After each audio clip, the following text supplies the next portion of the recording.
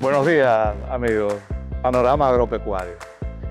Tenemos una junta, una tertulia para hablar de ganadería, con el doctor Pelayo Mayén, el dueño del Hospital Veterinario Arroyo Hondo, Félix Paredes. Pelayo tiene ganado cimental y va a hablar de ganado cimental. Félix Paredes, que tiene uno de los mejores datos de Cenepol del Caribe, no solamente de República Dominicana, del Caribe. Y con Miguel Ceballos Poirier, ingeniero civil, constructor, pero tiene una ganadería muy buena y tiene cruces de ambas razas y otras razas en Higüey, en el Mamey. Es que vamos a hablar de las dos razas, de cimental Cenepol, de los cruces que hace Miguel Ceballos. Vamos a hablar un poco del pastoreo nacional o rotacional Guasán, que mucha gente lo está haciendo, pero alguna gente lo está haciendo mal y van a ver un ejemplo de un Guasán mal hecho. Y también vamos a hablar del uso correcto de minerales, porque ellos tienen muy buena experiencia. Hay que recordar lo que decía Prodeste, los minerales no son el toro, pero ayudan a preñar la vaca. Sigan con Panorama Agropecuario.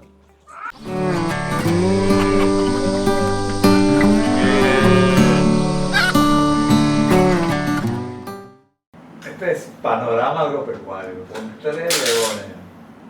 El Pelayo Mayén, a la derecha ahí, en la pantalla. Miguel Ceballos y Félix Paredes. Cimental, Miguel usa de todo. El rubio, Félix Paredes, su Cenepol. ¿Por qué esas dos razas no se usan más en cruzamiento en la lechería dominicana? Yo le pregunto a ustedes que son 3 gurús, 3 superproductores, 2 veterinarios, un ingeniero civil, pero Miguel sabe mucho de ganadería, más que muchos veterinarios, por los años que tiene de práctica. Arranquemos contigo, Pelayo. Mira, Cimental se supone que es una raza buena para cruzar, es muy grande, sí. Mira, te comento que curiosamente, últimamente, nosotros aparte de la raza pura cimental, que es una raza europea de doble propósito, con gran habilidad materna, gran producción de leche y los becerros altamente cárnicos, realmente es una raza que hemos venido desarrollando básicamente para realizar cruces.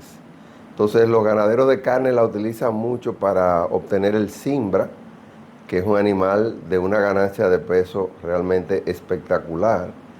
Y últimamente también hemos hecho cruces con Cenepol, porque para el trópico definitivamente tenemos que buscar un adaptador. Y yo le digo al Cenepol es una raza adaptadora, igual que el Brahman, todo lo que tenga que ver con cebuinos. Tú me preguntabas que por qué no se usa más en lechería y curiosamente me ha llamado la atención que últimamente los últimos quizá 10, 15, 20 padroticos que hemos vendido han sido padroticos cimbra que han buscado justamente para introducirlos en las lecherías.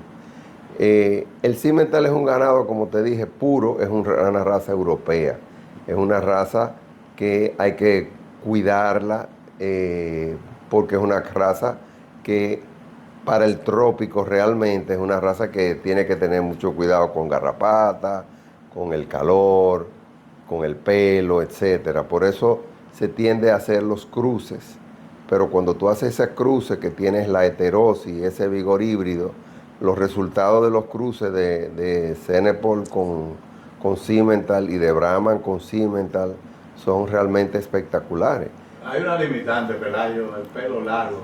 Esos padrotitos que tú vendes no tendrían que ellos pelarlos, mantenerlos pelados. Pero con pelo corto. No, pero es que justamente lo que te estoy diciendo. Tú lo tienes ahí en Arabacoa, en la parte alta, con aire acondicionado. No, pero fíjate lo que te estoy diciendo. El Cenepol con un cruce que tú le des al cimental es un animal que te van a hacer con pelo, el Cenepol, con un cruce que tú le des al cimental.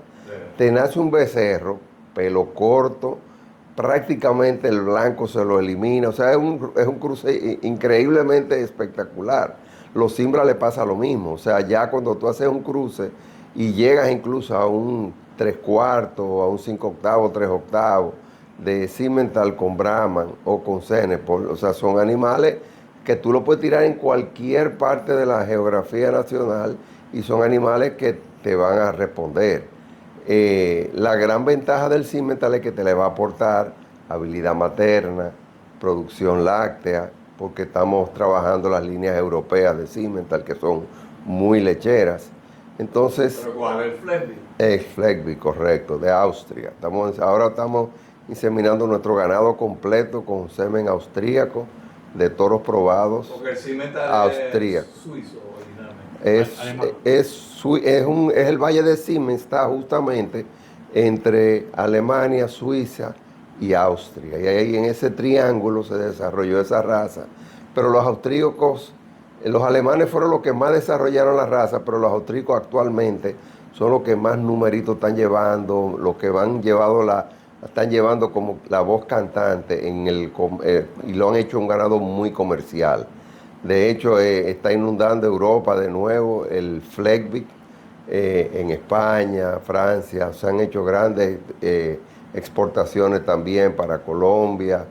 Y nosotros estamos utilizando la genética austríaca en este momento en el ganado Simmental. No hay problema de parto, esos becerros son muy grandes al nacer. Con Problema de parto. Los Eh, becerros son muy grandes al nacer. bueno, nosotros Es tenemos... una ventaja que sean grandes, pesados, pero es una desventaja si tú cruzas con una vaquita de esa que ha pasado hambre, chiquita, y va a parir un torete becerro, no habría problema de parto. Nosotros tenemos semen, 4 toros de facilidad de parto, que tienen gran habilidad de facilidad de parto, y eso los utilizamos para las novillas. También por eso hemos introducido mucho el Cenepol, porque en las novillas el primer parto lo hacemos casi siempre con un toro Cenepol y nacen animalitos jovencitos. Ya después que las vacas son adultas ya no tienen ese tipo de problemas. Pero sí, los cruces con Cenepol te le bajan muchísimo el tamaño al ganado. Eso sí te gustó a ti, Felipe Paredes, que te hablen también del Cenepol. Bueno, tú sabes que el Cenepol es una raza muy interesante, que nace en la isla de Santa Cruz a mediados del año 1900. Ellos en Santa Cruz, en una isla bastante pequeña, necesitaban tener 2 ambientes, leche y carne. Entonces ellos habían importado una vaca endama de Sudáfrica, de Senegal, y entonces la usaban, era una vaca que ellos también la usaban como tiro de caña, eran caña, como que tenían los cuernos largos. Entonces ellos fueron buscando vacas de mente lechera.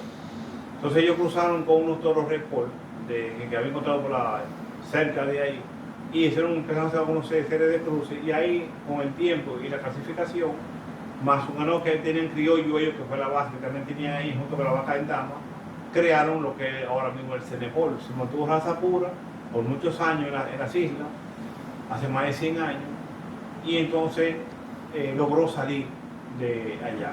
Pero era una vaca que daban 12 litros de leche. Para ellos era mucha leche, porque era pasto. Pero cuando se... Aunque la lactación es un poco corta. No, la lactación larga, contrariamente a todo lo que se ha pensado.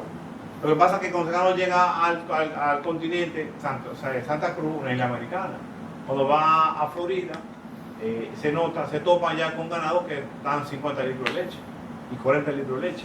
Entonces, en ese sentido, ya la vaca no pasa la prueba, porque van con 12 litros, con uno de 30 y 40 litros, ¿a dónde van? No en ningún sitio. Entonces, la tornaron a carne, esa es la regla del Cenepol. La llevaron a carne, pero entonces hay otro tema, que es un ganado de media estatura y comparado con un ganado de alta estatura. Entonces hubo unos cuantos tropiezos y a veces no fueron hasta que una se costó mucho, pero tiene un valor increíble, con una calidad de primera calidad. Y aquí en Santo Domingo, cuando nosotros introducimos en el 97 la raza, encontramos mucha resistencia, tanto de los Brahman como de los lecheros, de que no querían hacer los cruces necesarios, pero es una raza muy interesante que tiene un biobíoro muy alto. El ganado básicamente se hace para cruces. Yo siempre le he dicho a la persona que Brahman Cenepol o con qué raza se hace un un buen cruce. Bueno, Como está de moda en Brasil, Nelore con... en Brasil, en los países suramericanos, versus nosotros, que no nos sentamos quizás a estudiar, ha ido mucho mejor el Cenepol, porque Colombia, Brasil, Uruguay, Argentina, se hablan de maravillas, que ellos han hecho mucho trabajo de investigación, versus nosotros que no lo hemos hecho.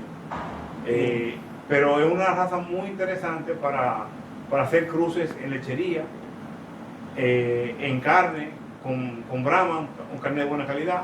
Se han hecho pruebas de matanza con ganado que nosotros mismos aportado la carne, y la carne sería muy buena. O sea, hay muchas cosas interesantes que no se han desarrollado aquí. Ingeniero Miguel Ceballos, ¿y qué raza tú usas? ¿Cenepol o Cimental?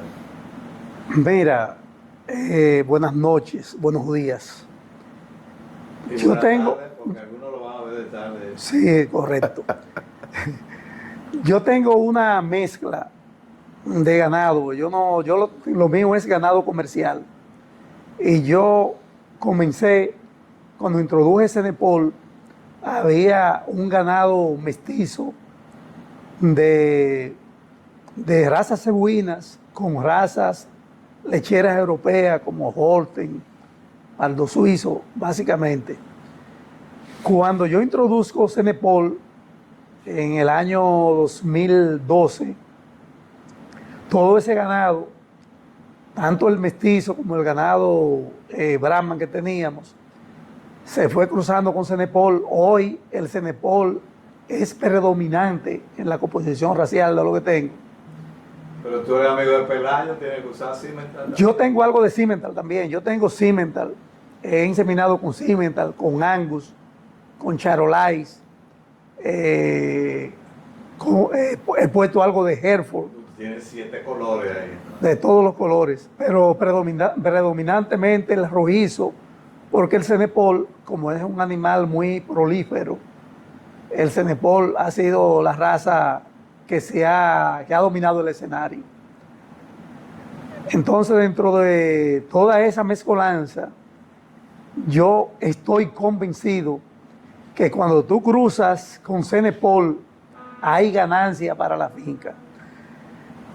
Si tú lo cruzas con animal, con otras razas de carne, te va a mejorar la terneza de la carne, te va a mejorar la calidad en sentido general de la carne, te va a cortar el periodo desde el nacimiento hasta el matadero, y realmente eso es lo que importa.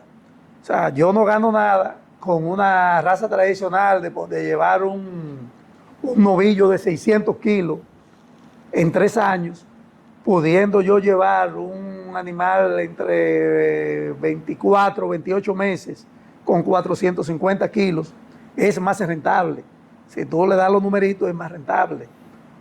Y el público consumidor se beneficia porque mientras más joven es el animal, cuando llega al matadero, de mejor calidad sale la carne. Tenemos que hacer una pausa y tenemos que hablar de un tema, porque ustedes, tengo entendido que los 3 usan cerco eléctrico. Los toreros rotacional gozan. Tenemos que ver ventaja y desventaja. Además, a Rubio yo creo que no le fue muy bien con el WhatsApp. Ahora No, en pero esta mira, segunda parte antes que me te va a vaya, contar. antes Pero que vamos te- a hacer una pausa. Ahora entramos con WhatsApp. Vamos a seguir con estos 3 gurús que nos lo pusieron los reyes aquí. 3 especialistas en ganadería tropical. Yo quería que habláramos de Guasán, que está de moda, el pastoreo racional o pastoreo rotacional Guasán. Cuando me están hablando de temperatura y ganadería, ¿cuál es la preocupación o cuál es el mensaje que ustedes quieren darle a los ganaderos en cuanto a raza para cruzamiento de lechería? Mira, para nosotros, por ejemplo, que manejamos atos puros y atos híbridos, o sea, de cruces, es muy importante tú saber las características de la finca donde tú vas a vender un padrote. Pero aquí todo es trópico bajo, caliente. Sí, pero hay sitios donde no tienen facilidades, no tienen un encargado consciente. Entonces, yo no le voy a vender un animal cimental puro a una finca donde yo sé que a ese animal no se le van a dar las condiciones de un de un ganado europeo, aunque son animales que están bastante adaptados, garrapateados y todo, pero no es lo mismo que ya tú venderle un Simbra o un Cenepol con Cimental, y de eso va a depender el éxito de esa ganadería y de que ese ganadero te siga luego comprando. O sea que tú tienes que saber exactamente cuál es el propósito de esa ganadería para tú recomendarle el padrote que le conviene realmente. ¿Tú vendes el becerro al destete o lo vendes que monte? No, casi todo el mundo que compra ya compra animalitos de casi 2 años, listos para monta y que vayan a servir para su reproducción. Porque el rubio tiene una mala maña que no le conviene, que él vende todo lo que hasta lo ha probado, lo ha evaluado, como hacía el difunto Bolaños, que introdujo la evaluación de todo aquí, que casi no se hacía. Bueno, lo que pasa es que si hablamos de temperatura, el primer punto, nosotros a veces nos trabajamos a espalda a lo que tenemos. Es un punto que no se toca mucho, ni se habla, pero el Cenepol es una raza que nace en el trópico, en una zona más caliente que nosotros, que es Santa Cruz, más al sur de nosotros, más cerca del Ecuador, donde el clima es más abrasivo que nosotros. Entonces ahí nace ese animal, con esas cualidades, con un ambiente que se puede manejar fácilmente 30 grados de temperatura día y noche. Y ese clima te dice muchas cosas.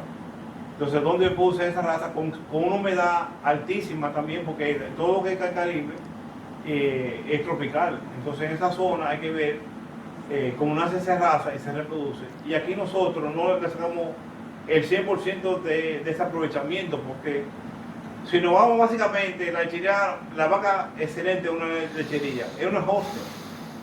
Pero ¿dónde se crea la Holstein? En Alemania. Entonces, aquí esa vaca, que a veces da pena, que quizás promedian 12 litros de leche, que creo que no llegan a 12 litros de leche promedio. Si tuviéramos un cruce de una raza Cenepol, yo te aseguro que tuvieran en 15 litros de leche o más. Aquí hay productores que lo han hecho, pero no hablan, que están promediando 15 litros de leche con un cruce de Cenepol. Entonces, son cosas minoritarias, quizás que se puede contar así muy simplemente con la palma de la mano. Aunque esos cruces con Cenepol pueden dar lactancia más corta. Más larga. La lactancia más larga. Y está demostrado que si cualquiera que quiere probar, que entre a las Cantaritas, que fue un programa desarrollado en Costa Rica, donde usó básicamente la vaca Holstein y el Cenepol para la lechería. Ahí hay mucha información que pueden ver. Es una zona caliente también en Costa Rica, con datos, inclusive ellos tienen hasta datos meteorológicos incluidos en la producción de leche. Muy interesante. Muy interesante. Cantarita, eso está en YouTube, lo pueden buscar en Costa Rica. Una experiencia interesantísima que vale la pena que lo vean. Ahora todo el mundo sabe entrar en YouTube información, ese tipo de información. En cuanto al Guasán, mi experiencia, que no fue buena.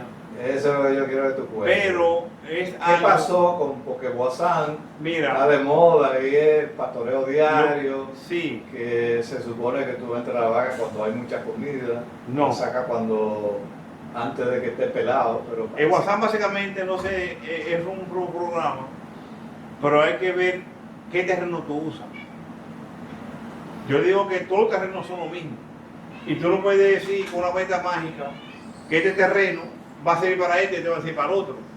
Cuando tú aprietas mucho ganado en poco terreno, un terreno de mala calidad, una acidez de un 7%, de un 4.5%, tú no vas a conseguir que con la vaca vuela en ese punto, tú no encuentras comida.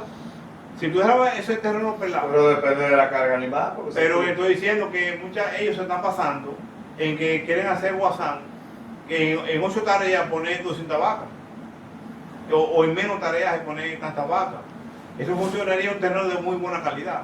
Por más que evacúen la vaca o se encargar la vaca y que llene de mierda el potrero, por un día de rotación, no es verdad que a los 60 días de rotación ahí va a haber comida. Un terreno de mala calidad. Bueno, ahí yo creo que hubo un mal diseño hasta cierto punto, porque se supone que tú haces un aforo, tú mides la cantidad de comida que hay, calculas lo que va a comer la vaca y metes un ganado por un tiempo que no deje el potrero pelado. Si lo dejaron pelado fue porque hubo un mal diseño. Mira, Lidio, yo creo que en la vida hay que siempre el sentido común y coger y dejar son cosas. Tú eres un veterano, tienes Son- que decir que tú tienes hace mucho tiempo cerco eléctrico, con unos bebederos buenísimos, Sí, cada sí. potrero. Sí, pero lo que dice Rubio es verdad también. O sea, todo hay que adaptarlo a la realidad de la finca, a la pluviometría de la finca. Y lo que hay que tener son conceptos básicos bien claros. O sea, cada pasto tiene su altura en la cual debe ser pastoreada y toda su altura en la cual debe ser sacado.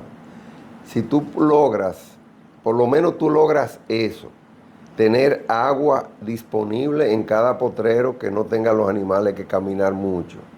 Si tú logras pastorearlo en ese rango de altura de pasto y logras meter una carga que no estén demasiado tiempo en ese potrero, pisoteándolo más de la cuenta, etc.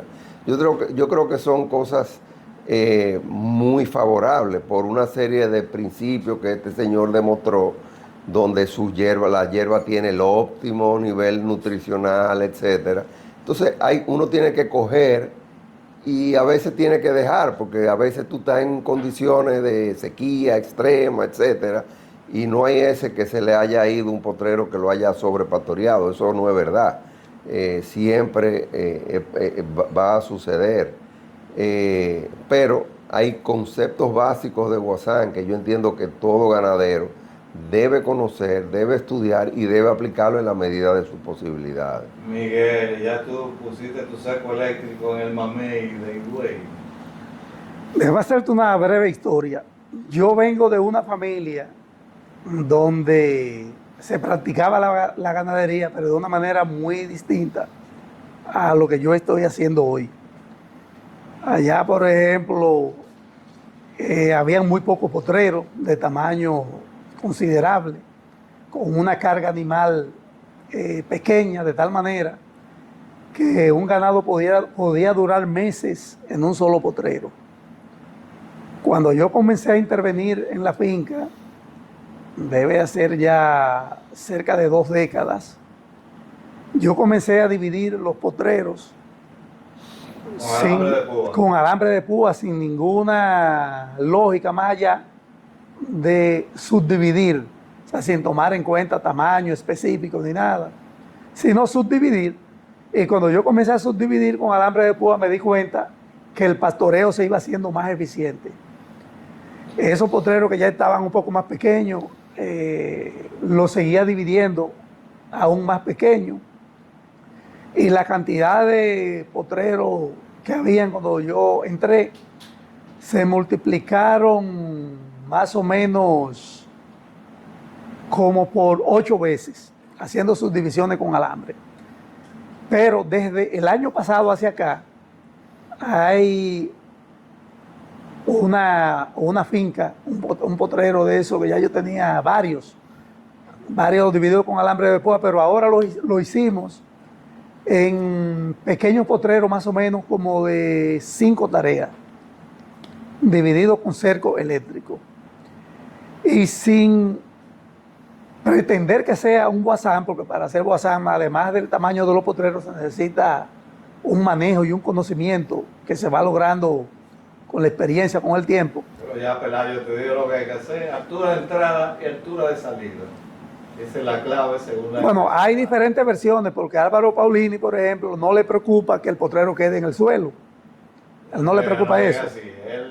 Las veces que le ha pasado es porque él no lo han manejado bien. A él no le gusta que quede el potrero pelado. Y además él habla de ganadería regenerativa, que es un poquito diferente. Es meter lo que estábamos hablando en el principio, una carga animal altísima por poco tiempo y mudando a veces 2, 3, 4, 5 y hasta 7 veces al día. Que eso es poco práctico en un sentido. No ha pegado en América Latina. Yo creo que ya Ecuador no lo hace.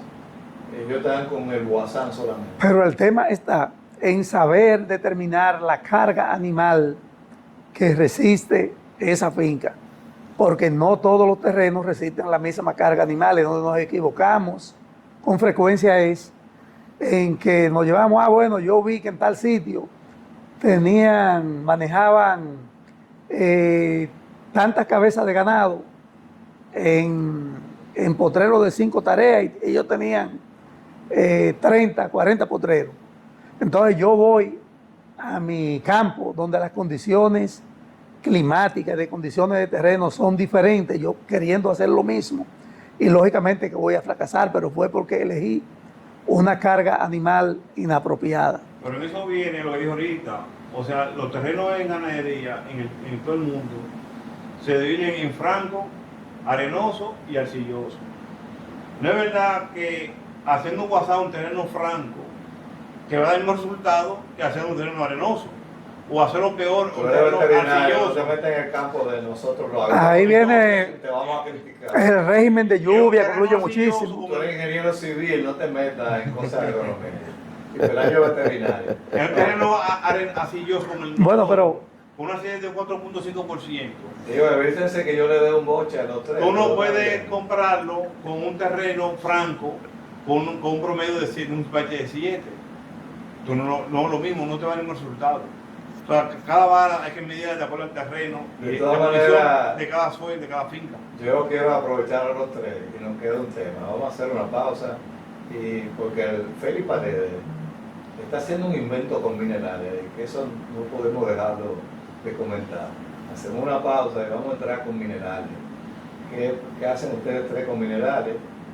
Ahorita arrancaremos con Félix, que tiene un invento rarísimo ahí, pero que a los ganaderos les va a interesar y a los técnicos y a los que venden minerales también. Eso me Panorama agropecuario. Ahora entré yo a hablar con estos tigres porque eso es muy fuerte. El mineral es un tema que el domingo había en Panorama Agropecuario, el chat. Alguien publicó de que hay que dar minerales y salió Álvaro Paulini hablando de que sí, hay que dar minerales, pero minerales correctamente y que no es solamente calcio y fósforo, que hay deficiencia. Bueno, él hizo un comentario interesante, que hay exceso de hierro en los suelos dominicanos. Es una realidad. Entonces no se puede dar mucho hierro en los minerales. Y que falta, me recuerdo que habló creo que de azufre, cobre, bueno, macro y micro, que no es solamente calcio y fósforo como tradicionalmente es así. A pesar de que Australia, en la parte norte, que tiene como 40 veces República Dominicana, lo que da es fósforo nada más. Yo no he entendido por qué. Fósforo exclusivamente. Y le va bien. Pero ok, los suelos dominicanos obligan a dar fósforo, calcio y todos los minerales que hagan falta. Ahí se metió Alejandrito Batista, que es un técnico muy bueno, que tiene maestría en nutrición, y dijo, bueno, habló la realidad dominicana. La mayoría, la inmensa mayoría de los ganaderos no dan minerales. Algunos lo que dan es sal y creen que están dando minerales. Unos dan sal y dan piedra, y él hablaba que con la piedra, los bloques esos de sal, el ganado dando lengüetazos, así mismo dijo él, lo que consigue es 50 gramos, 40 gramos, y normalmente necesita más de 100 gramos. No, él habló de 20 y 30 gramos, que es verdad, porque, bueno, el caso es que, y también hizo la observación muy interesante, de que la relación costo-beneficio actualmente está en alrededor de 9 a 11 pesos de recuperación por cada peso invertido. O sea que, dando minerales, el ganadero se gana, si invierte un peso, se gana 10 pesos, 9 pesos. Esa relación costo-beneficio es buenísima. No se justifica que no den mineral. Pero la idea es que Félix Paredes, el doctor Félix Paredes, diga qué hace él, qué está haciendo ahora en su finca que está dando minerales de una manera especial. Nosotros, el año pasado, a principios de año, arrancamos a hacer un estudio bromatológico y del suelo. Hicimos análisis del Bromatológico es de las hojas, del Sí. follaje. Cogimos hojas de lo que había en varios potreros y hicimos un análisis bromatológico y del suelo, hicimos pruebas de suelo y digamos un laboratorio. Oye, eso se me Para- olvidó decir, lo que Álvaro dijo, no basta con hacer análisis de suelo, porque a veces en el follaje no hay. O sea, para hacer una comparación Sí. del mismo que suelo. hay que hacer las dos cosas. Sí, el mismo suelo que tenemos en el suelo que tenemos en el pasto. O sea, el bromatológico de ese suelo comparado con la tierra. y a ver qué es lo que la vaca se está comiendo, porque todo viene de la tierra. Y él nos ¿Y dijo, qué te faltaba ahí? nos faltaba exceso de hierro, porque nos faltaba mucho cobalto. Básicamente cobalto. El cobalto es un mineral muy esencial porque la vaca genera su mismo complejo B. Entonces, al generar el complejo B, la vaca le da el apetito. Entonces, nosotros tuvimos un tema en la finca a principios de año pasado, de que uno soltaba la vaca en el potrero, mucha comida, las vacas desfloraban el primer día, el segundo día esta vaca para comer estatua, que no quieran comer. Habiendo comida en el potrero, paraba así, y para que la cambiara el potrero, pues no quieran comer. ¿Y qué está pasando? ¿Qué está pasando? Cuando hicimos una base de bromatológico y del suelo encontramos la falta de cobalto. Que eso es algo que no ocurre con mucha frecuencia. Que la gente no se da No cuenta. sería que lo hicieron brujería. Lo más seguro es que las personas no se están dando cuenta de lo que tienen porque no están observando ni están midiendo lo que está pasando. Entonces nosotros ahí, cuando vimos esa deficiencia y nos fuimos aquí lo que había en el mercado, ningún mineral tenía el cobalto que necesitaban en el mineral. Entonces nosotros decidimos hacerlo localmente. Nos mandaron de Venezuela, nuestra asesor de Venezuela nos mandó una fórmula para qué hacer, y aquí nos están haciendo una compañía esos minerales, y eso es lo que estamos aplicando ahora mismo. Esa es buena idea. Eso sale costoso. Sí, para la empresa, sí, a cada productor le va a hacer sus minerales especial. Tiene que comprar una buena cantidad para que Yo no quiero hablar de precios, pero vale la pena. Bueno. Vale la pena hacer el esfuerzo. Se supone que ustedes dan minerales. Después que Pelayo oiga, algo muy importante, después que hicimos ese cambio, tuvimos que incorporar la melaza, porque en Sudamérica y en Venezuela se consigue la melaza en polvo, pero aquí no aparece. Entonces le estuvimos agregando la melaza al mineral, porque nosotros preparamos el mineral puro, sin sal. Entonces nosotros en campo, cuando vamos a usarlo, agregamos la sal que nosotros necesitamos, y a eso le agregamos en el campo cuando vamos, le agregamos la melaza para que sea más palatable, y así hemos conseguido que las vacas entonces roten bien, coman bien, y la mejoría ha sido increíble. Porque sin melaza no se lo querían comer. No se lo comen. Ah, les sabía a rayo. ¿Y ustedes dan minerales, ustedes, chicos? Sí. En mi caso, yo doy minerales de marcas diferentes de las que están en el mercado, y ocasionalmente yo uso Fersapos con sal. Yo lo alterno. Yo no he notado la diferencia realmente. Cuando uso uno o el otro, no he notado grandes cambios, los veo el asunto normal. Aunque tú tendrías que pesar los animales para comprobar si la relación costo-beneficio es favorable. Porque mira, Álvaro Paulini estaba haciendo la observación el domingo en el chat del Panorama Agropecuario, de que muchas veces la asimilación no es buena cuando no son minerales que han sido fabricados expresamente para consumo animal. Sí, pero yo tengo, cuando vinieron la gente de Pro del Este, hay un técnico que trabajó en ese programa y que es ganadero, y él me dice que él nunca ha dado otra cosa que no sea Fersapos con sal, y él me dice que él tiene índice de preñez envidiable, y no está en terrenos privilegiados porque está en terrenos de Hato Mayor por ahí, que son terrenos normales, que no son terrenos costeros ni nada de eso. Entonces, muchas veces yo escucho eso que tú dices de la asimilación y eso, pero pienso que eso es un tema que tiene mucho que ver con la parte comercial, porque si la gente puede utilizar una alternativa más económica, ¿por qué va a ir a comprar una fórmula que cuesta carísima y donde la mayoría de las veces, más del 50%, mucho más, es sal común? Entonces yo estoy comprando sal común al precio como si estuviera comprando elementos minerales de importancia. Entonces yo sé que a los que venden minerales no les gusta escuchar este tipo de cosas, pero esa es la realidad. Pelayo Mayén, tú das minerales. Sí, bueno, en el caso mío yo estoy en una zona montañosa donde Suelo ácido. el suelo es muy ácido y muy deficiente. Me doy cuenta de la deficiencia del suelo, aparte de los análisis de suelo que hicimos, por la forma voraz en que mis animales devoran el mineral.